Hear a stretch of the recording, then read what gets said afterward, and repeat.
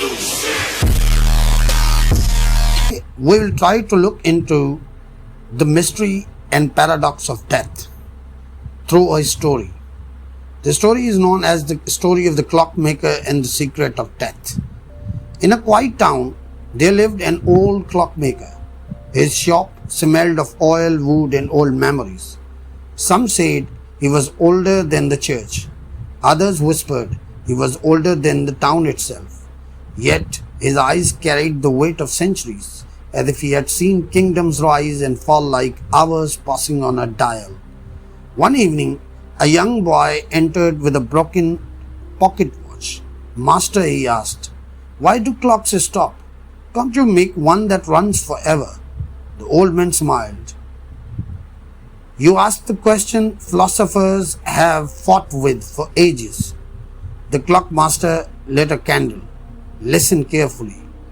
All that lives must end. You live, therefore you must end. But now the question, if nothing ended, nothing would live. For life is only defined against death. Just like without shadow, what is light? Without silence, what is music?" He held up the candle. "It burns because the wax melts. If the wax never ended, the flame would never live. Infinity kills meaning." The boy frowned. "But history remembers those who lived long." The master shook his head. "No, history remembers those who lived deeply, not those who lived long. Achilles chose a short life of glory instead of a life of obscurity. Buddha left his palace to test suffering and death to find truth.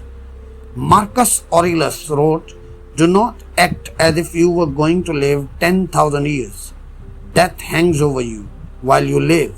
While it is in your power, be good." Every civilization told the same story.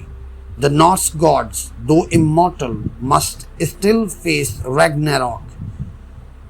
And the Egyptians built pyramids not to escape death but to converse with it. They walked into the garden behind the shop. Roses bloomed and some petals had fallen. Would you sit down to smell a rose if it bloomed forever? Would lovers press flowers into books if they never withered? The Japanese call this mono no aware, the awareness that beauty lives in its passing. A world without endings is not paradise, it is prison. That night, the boy dreamed of a world where nobody died.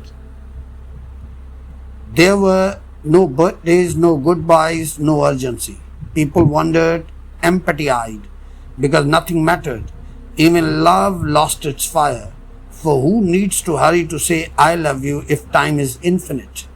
He woke with tears for the first time. He saw death not as a terror, but as a secret law of meaning. The next morning, the clockmaker showed him a torn book. A story without an ending is not a story. This is why death exists, to close the book and make the tale complete. Endings are the mothers of beginnings. Without the curtain, there is no theatre. Many years later, the boy, now an old man, returned. The shop was silent, the tools abandoned, the clockmaster was gone. But his words lived. Death is not a thief. It is the hidden hand that gives meaning to time. It does not erase the flame. It makes the flame visible. So, ask yourself, if you lived forever, would you still live today? Or is it death that makes love urgent and life valuable?